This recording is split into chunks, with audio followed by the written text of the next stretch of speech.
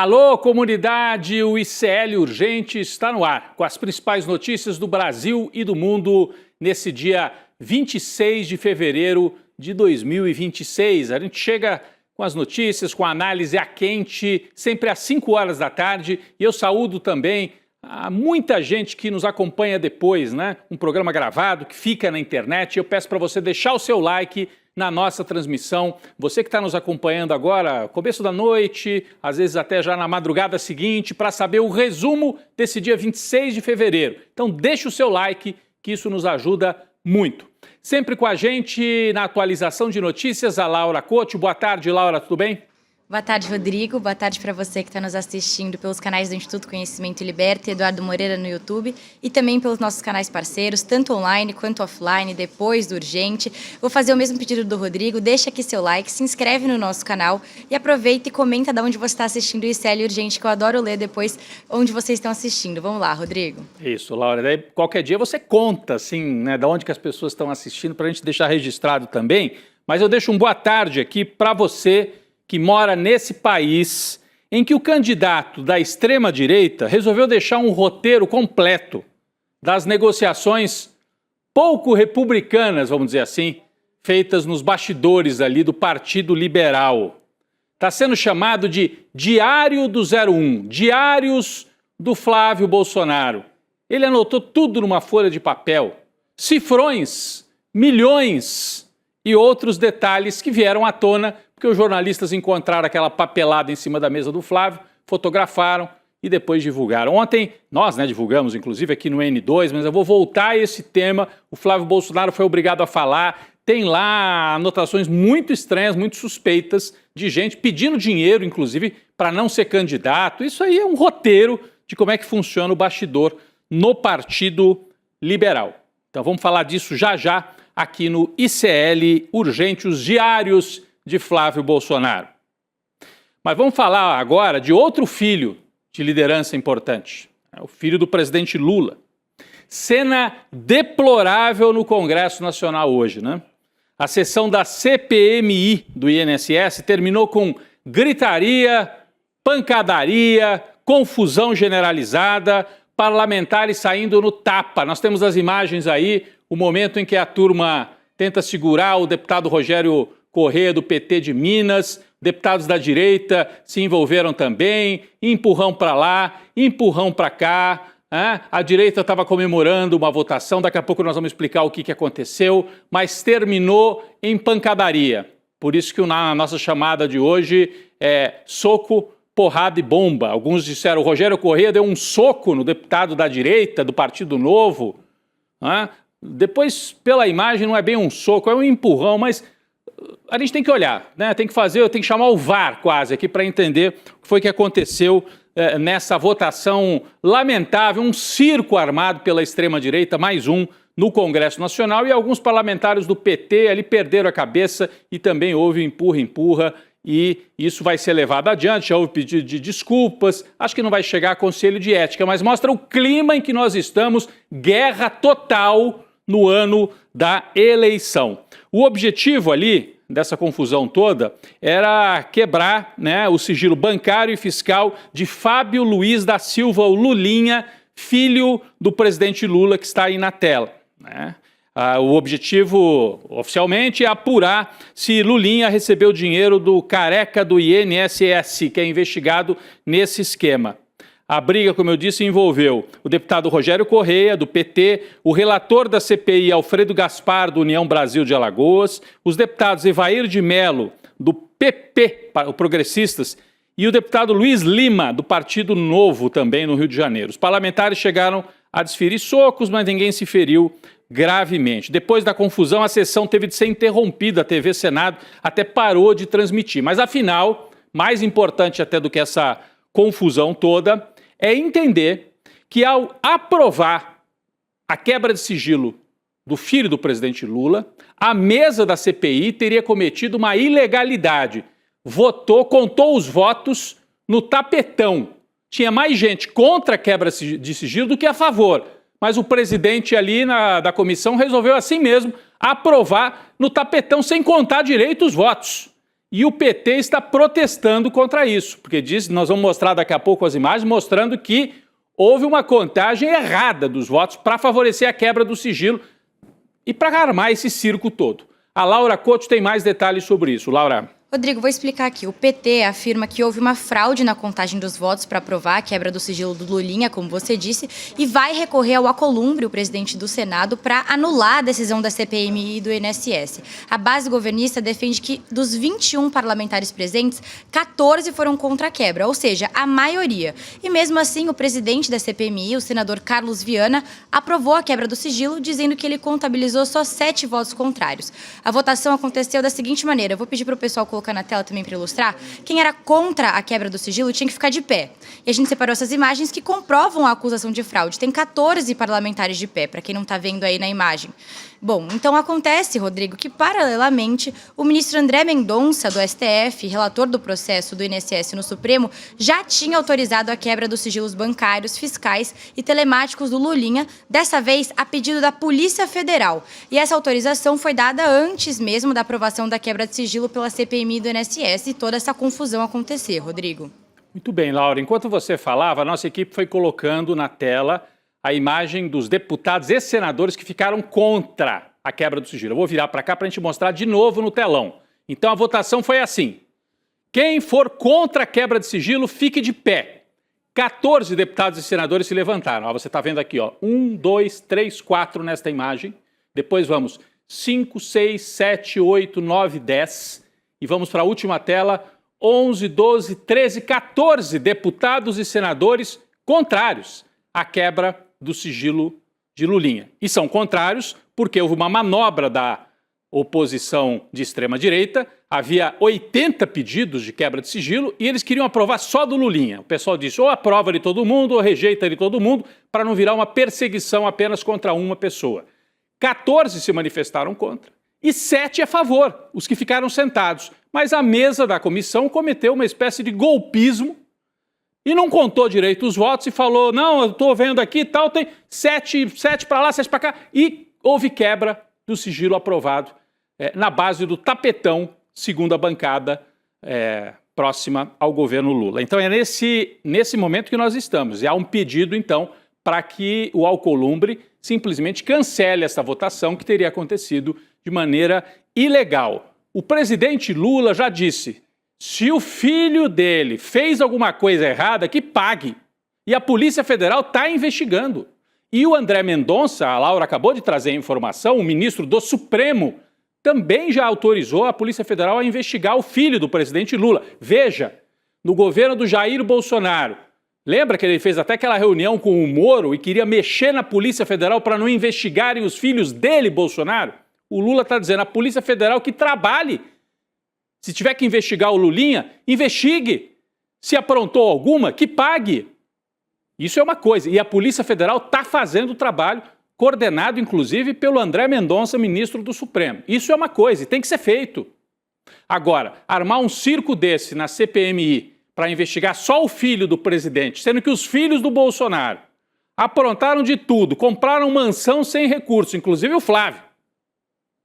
Então vamos deixar a Polícia Federal fazer a investigação direito. Essa turma aqui, na base do tapetão, armou um circo hoje no Congresso. De qualquer maneira, é um momento grave e o governo percebe, acho que a ficha está caindo, de que é guerra total. Não tem espaço, vamos fazer uma campanha propositiva, economia. Se o governo Lula e a base da esquerda e centro-esquerda entrarem frouxos nessa campanha, vão ser atropelados por isso aqui que nós vimos hoje.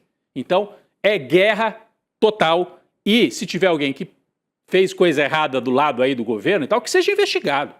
Que seja investigado. E até, não sou eu que estou falando, o presidente Lula também já falou sobre isso. Bom, vamos falar de outros assuntos importantes aqui na pauta política. O Centrão contra o povo, mais uma vez, tentando barrar o projeto para acabar com essa escala 6x1. Existe esse projeto, que é do governo Lula, para acabar com a escala 6x1.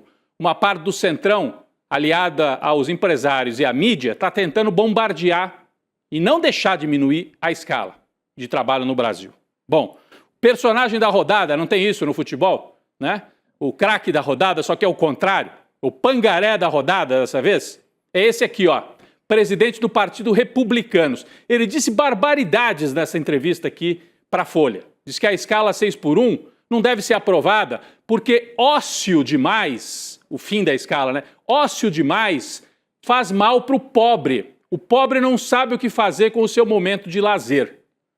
Quem diz isso é um presidente de partido, deputado, que vem da Igreja Universal do Reino de Deus. Esse é o Marcos Pereira. Está acostumado a levar na lábia o pessoal lá, né? Não sei se ele acha que ele está na igreja dele.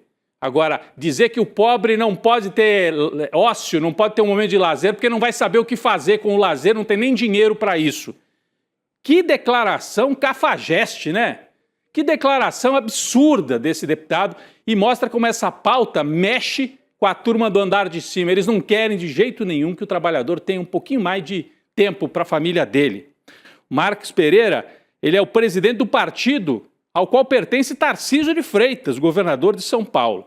Ele falou vários absurdos nessa entrevista. A Laura vai trazer o resumo aí pra gente. Laura, por favor. Rodrigo, foi exatamente isso que você falou. O deputado Marcos Pereira disse que com o fim da escala 6x1, o trabalhador vai ficar mais exposto a drogas e a jogos de azar, já que vai ter mais tempo de folga. E nas próprias palavras do presidente do Republicanos, o ócio demais faz mal. O Marcos Pereira ainda questionou o seguinte: qual é o lazer de um pobre numa comunidade ou num sertão lá no Nordeste? Segundo ele, se as pessoas tivessem condições de fazer lazer, a demanda do fim da escala 6x1 seria válida, mas o povo não tem dinheiro. E essa fala acontece depois do presidente do Partido Liberal, Valdemar Costa Neto, e do presidente do União Brasil, Antônio Rueda, falarem que vão dar a vida para barrar o projeto na CCJ, porque, segundo eles, não vai ser fácil para os empresários o fim da escala 6x1, Rodrigo. É isso, você tem 300, 400 deputados que são bancados pelos empresários e estão ali como despachante dos interesses dos empresários. Agora, não vai ser tão fácil como eles estão achando barrar esse projeto do fim da escala 6x1. Não adianta o Marcos Pereira vir dizer: o cara lá no sertão do Nordeste, o que ele vai fazer com o horário de folga? Mas que preconceito, que negócio absurdo, né? E o Marcos Pereira sabe o que fazer com o horário de folga. O Vorcaro sabia bem o que fazer com o horário de folga. Ia fazer festinha lá em Trancoso, né? Agora, se o povo lá no sertão do Nordeste quiser fazer a festa que quiser, festa popular, não pode? Só o Vorcaro pode fazer festa convidando político lá em Trancoso ou empresário? Bom, o presidente da Câmara dos Deputados, Hugo Mota, está trabalhando para acelerar a votação da pauta. O Mota afirmou que planeja colocar a proposta do fim da escala 6x1 em votação até maio. Segundo ele, há ambiente político para a aprovação da medida. O presidente da Câmara comparou a resistência que existe a essa proposta ao discurso contrário à abolição da escravidão. Você sabe, né? Que os jornais, uma parte da elite dizia: não, abolir a escravidão, isso vai gerar baderna. E o direito à propriedade do proprietário que é dono do seu escravo? Essa discussão aconteceu no Brasil no século XIX. E agora, está dizendo o Hugo Mota, eles estão no mesmo debate. Não pode, o povo não vai saber o que fazer com o seu horário de folga. Pelo amor de Deus, como diz o Chico Sá aqui no N2. Né? Pelo amor de Deus. Bom, vamos falar de um outro personagem da extrema-direita. Personagem central. As anotações são minhas, mas eu só estava anotando a ideia dos outros. As ideias não eram minhas, eu estava botando no papel o que os outros estavam me dizendo. Acredite se quiser. Essa foi a desculpa que o senador Flávio Bolsonaro usou para explicar o vazamento do seu Diário das Eleições, o Diário do 01, né, que foi exposto ontem e hoje continua sendo notícia em Brasília e em todo o Brasil. Laura, traz pra gente aí os detalhes, o que o Flávio explicou, se é que conseguiu explicar. Rodrigo, parece que o Flávio tá aprendendo a jogar a culpa nos outros igual o pai dele faz, né? Olha só o que ele disse hoje sobre esse vazamento, abre aspas. Liguei para muita gente, falei com muita gente pelo telefone para tratar de diversos estados dos palanques nossos, a governo, ao Senado, pelo país. Então as pessoas iam conversando comigo, me indicavam alguma coisa e eu anotava no papel. Um papel como esse, né, que estava fechado ali em cima da mesa, onde depois eu fui dar uma coletiva para falar do Rio de Janeiro, saía da sala e voltava. E em um desses momentos, algum coleguinha de vocês pegou, abriu o papel e tirou foto das minhas anotações que eu havia feito. O Rodrigo, ele está aí acusando algum jornalista. Os jornalistas fizeram o trabalho dele. O Flávio anotou tudo, largou o papel em cima da mesa, o pessoal fotografou e trouxe isso. Se você não viu ainda, nós vamos mostrar agora. Se você não viu ainda, nós vamos mostrar agora algumas dessas anotações aqui no telão. Vamos começar por essa aqui, ó. Porque, para você entender, quem está só nos escutando, vale agora a pena olhar para a tela e entender. O Flávio estava com as lideranças do PL, estado por estado, montando os palanques, governador, senador e tal. Essa aqui é a anotação sobre Mato Grosso do Sul. E aí tem uma anotação aqui, com todas as letras, não tem dúvida nenhuma, que anota, que traz a seguinte informação. Polon, que é o nome de um deputado. Polon pediu 15 milhões para não ser candidato. Não tem dúvida. Polon pediu 15 milhões para não ser candidato. O que quer dizer isso? O Polon faz de conta que quer ser candidato, mas, segundo a anotação do Flávio, está pedindo dinheiro. Se quiserem tirar ele do palanque, tem que pagar 15 milhões para ele. É o que está escrito aqui. Tem uma outra anotação engraçada. Mulher repolho. Isso aqui a gente até tratou ontem no N2. Mulher repolho pediu 5 milhões. Então, quer dizer, tem o Polon e a mulher repolho. Quem será que é a mulher repolho que pediu 5 milhões? São anotações que estão feitas aí. O Flávio falou que a anotação foi distorcida pela imprensa. Essa aqui, né, do Polon. Olha só o malabarismo dele. Aquilo nunca aconteceu. A imprensa, parte da imprensa que estiver falando que ele pediu, é mentira. O que aconteceu foi que uma pessoa conversou comigo que estavam dizendo isso do Polon. Eu anotei para não esquecer de avisar a ele que estavam veiculando essa mentira criminosa contra ele. Tá bom, Flávio, nós vamos fingir que acreditamos nessa sua explicação. Mas, afinal, quem é o Marcos Polon, Laura, que está aí anotado, que ele pediu 15 milhões, né? Ele nega, mas quem é o Marcos Polon, Laura? Rodrigo, o Polon é o clássico candidato do reduto bolsonarista. Ele se elegeu em 2022 com uma campanha baseada na pauta armamentista, ou seja, da bancada da bala. E no Congresso, o Polon manteve o mesmo tom extremista. Uma das propostas mais bizarras dele foi o projeto Minha Primeira Arma, você não ouviu errado, que, como o nome diz, sugere criar incentivos para facilitar a compra do primeiro armamento. Ele também foi um daqueles que fez parte do motim bolsonarista em agosto de 2025 e ele enfrenta, inclusive, processo no Conselho de Ética por causa disso. Além disso, recentemente o Polon afirmou que, apesar de se colocar como candidato ao governo do Mato Grosso do Sul, ele pode concorrer ao Senado se o Bolsonaro pedir, Rodrigo. É isso. E Marcos Polon é esse aí, procurado pelo jornal Folha de São Paulo, negou que tenha colocado sua candidatura à venda, negou, afirmou que a anotação não faz o menor sentido e também afirmou que se trata de uma campanha de assassinato de reputação contra ele. Curiosamente, uma campanha de assassinato de reputação conduzida pelo Flávio Bolsonaro. É isso, Polon? É isso? Só para a gente entender, porque a anotação não foi feita por ninguém da esquerda, foi feita pelo Flávio Bolsonaro. Então, se tem um assassinato de reputação aqui, vem do chefe da campanha da extrema-direita, que é o Flávio. O Polon não foi o único citado nas anotações. Os papéis estão cheios de rabiscos curiosos, estranhos. Vamos ver. A gente aqui tem anotações de outros estados. Olha aqui, Acre, né? Aí tem o nome dos candidatos, Alagoas, o JHC, Amapá, né? E aqui tem uma anotação com 2 nomes de São Paulo. Felício Ramute é o vice-governador de São Paulo. Cifrão aqui do lado. Felício Ramute, Cifrão. Será que quer dizer o quê? Precisa pagar para ele ser candidato ou para ele não ser candidato? Não sabemos. André do Prado, presidente da Assembleia Legislativa, e está escrito aqui, vice, ou seja, vamos tirar o Ramute e colocar o André do Prado no lugar, em São Paulo? É o que dá a entender esta anotação, né? Num outro rascunho, a gente tem mais detalhes sobre a situação em São Paulo. A próxima tela que nós temos aqui com São Paulo em destaque, exatamente, né? Tarcísio de Freitas, Senado, Derrite, número 1, Derrite. E aí, Senado, o segundo nome, quem seria o segundo nome indicado pela família Bolsonaro? Olha só, Renato Bolsonaro, é aquele irmão do Jair, ele mora lá no Vale do Ribeira, na região sul do estado de São Paulo. Na cabeça do Flávio, ele pode ser o segundo candidato em São Paulo ao Senado. É tudo em família.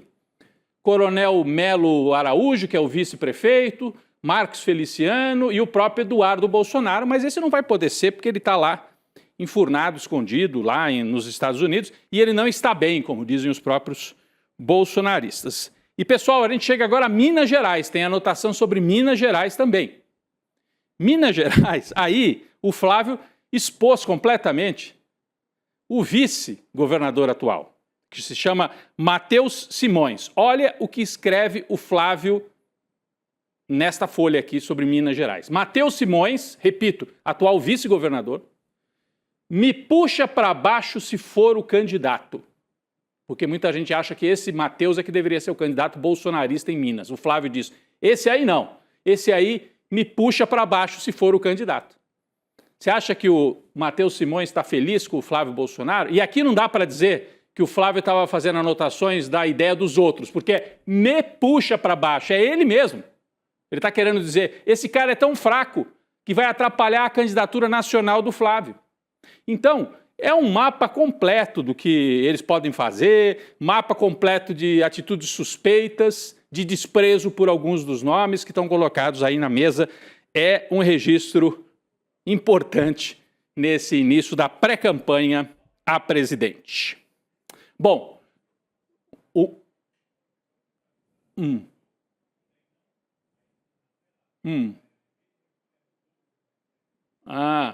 mulher... Ontem, muita gente colocou como mulher repolho. Algumas pessoas entendem que pode ser a mulher do Rodolfo. Vamos aguardar. Então, esse aqui, voltando à tela do Mato Grosso, a nossa equipe aqui falou. Então, tem essa dúvida. É a mulher repolho ou é a mulher do Rodolfo? Seria a vice-prefeita de Dourados, pediu 5 milhões para não ser candidata? É uma questão. De qualquer maneira, é dinheiro envolvido nas negociatas do Partido Liberal. Agradeço aí a nossa equipe. Bom, falando no tabuleiro político de 2026, antes uma relação de amor, agora uma relação de ódio, hein? O desgaste evidente entre o governador de São Paulo, Tarcísio de Freitas, e o seu secretário de governo, Gilberto Kassab, chegou ao ápice nas últimas semanas. Segundo interlocutores, o climão, ficou assim insustentável. O presidente do PSD, o Kassab, deve deixar a gestão estadual em pouco tempo. Laura, o Kassab, que era tido como o cérebro da gestão do Tarcísio, vai abandonar o barco, é isso? Rodrigo, de acordo com aliados, o Tarcísio está incomodado com uma série de movimentos do presidente nacional do PSD, o Kassab. Em primeiro lugar, o governador não gostou da atuação do Kassab para ampliar o partido, filiando em massa prefeitos e deputados de outras legendas da base do governo. O Tarcísio também estaria insatisfeito com a pressão para escolher o Kassab como vice na chapa reeleição no governo de São Paulo, uma posição que disputa com o atual vice, o Felício Ramute, e também com outro concorrente do Partido Liberal, o André do Prado. Além disso, o governador de São Paulo teria ficado irritado com o vazamento de que Ramute é investigado pela Justiça de Andorra por lavagem de dinheiro.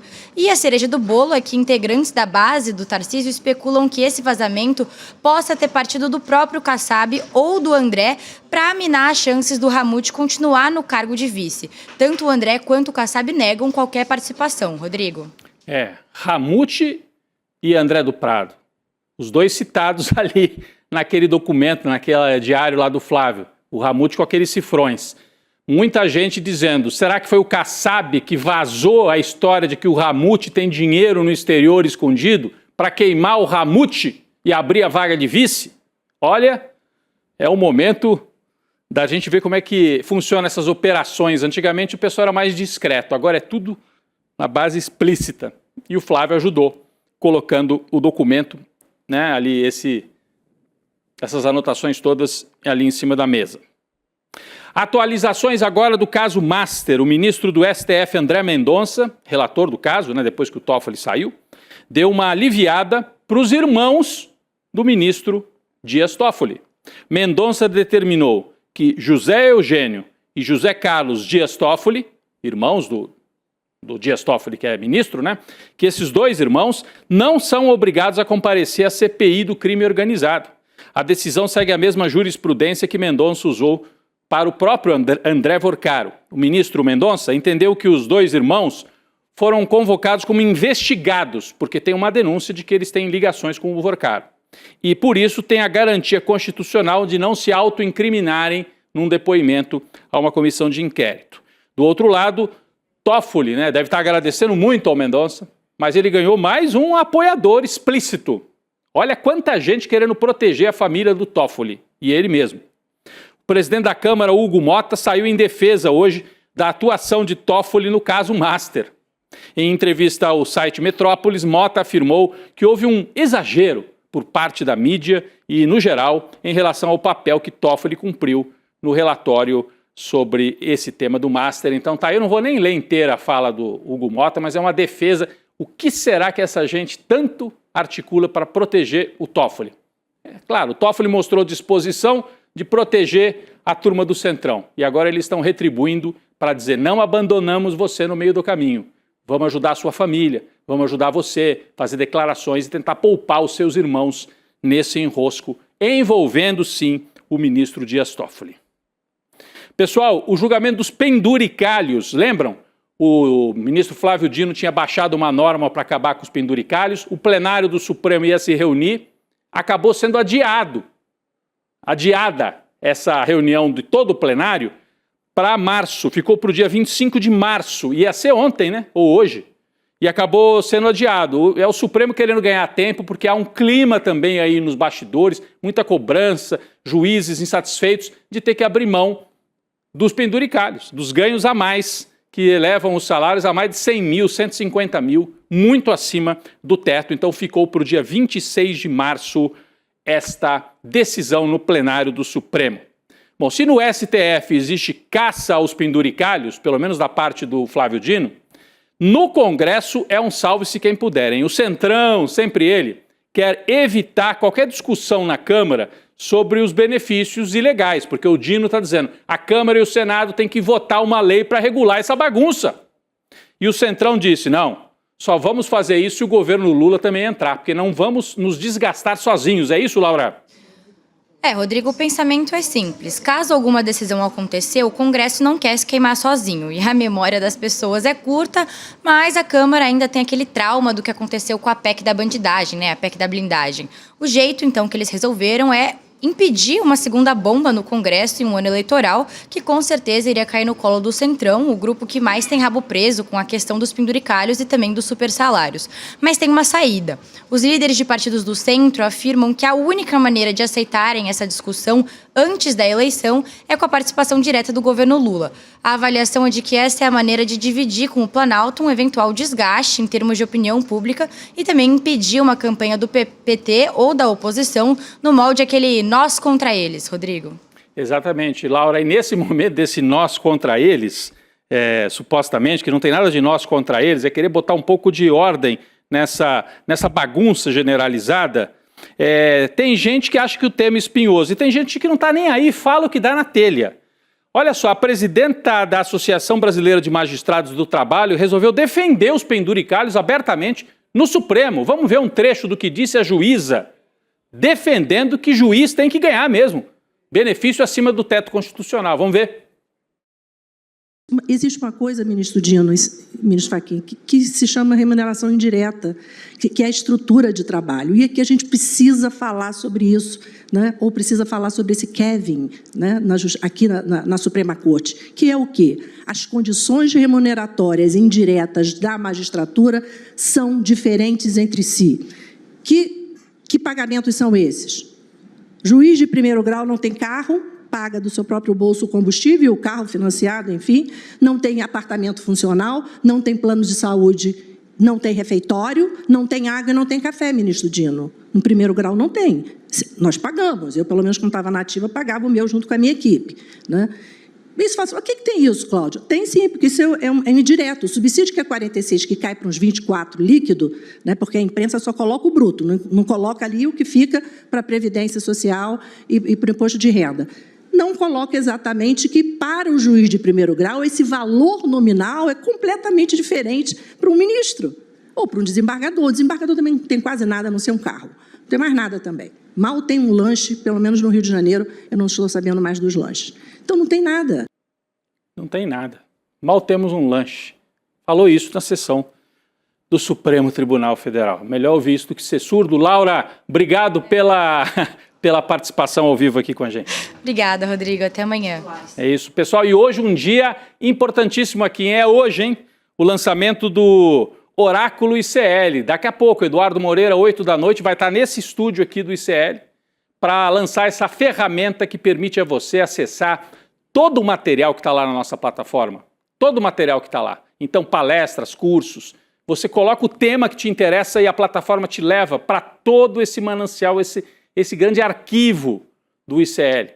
Então, como é que você vai participar desse evento de hoje, Oráculo ICL? Digitando iclurgente.com.br. Isso está aqui, ó, iclurgente.com.br. Você vai, assiste o Edu, tenho certeza que você vai querer assinar, porque é uma ferramenta sensacional. Tá feito o convite, 8 da noite hoje, Eduardo Moreira lança o Oráculo ICL. Vem aí o N2 com mais informação, o ICL Urgente volta amanhã. Valeu, gente. É hoje, turma, chegou o grande dia. 8 horas da noite a gente vai lançar a ferramenta revolucionária que muda completamente o jogo, não só para aprender as coisas, mas para esse ano tão difícil como 2026. É uma ferramenta que vai fazer você ter ao seu lado o tempo inteiro as maiores cabeças pensantes do Brasil e do mundo, de uma maneira rápida, prática e pessoal. Uma ferramenta única no mundo, fruto de mais de um ano de desenvolvimento do ICL. Todo mundo precisa assistir e ter acesso a essa ferramenta para, nesse ano, a gente sair vitorioso. Don't waste my time.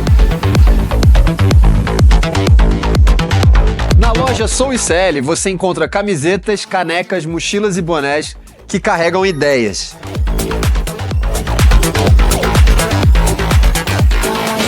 Produtos com propósito para quem acredita em justiça, consciência e transformação. Vista, use, leve a luta com você. Acesse souicl.com.br e escolha o que representa você. ICL, souicl.com.br, tá tudo lá.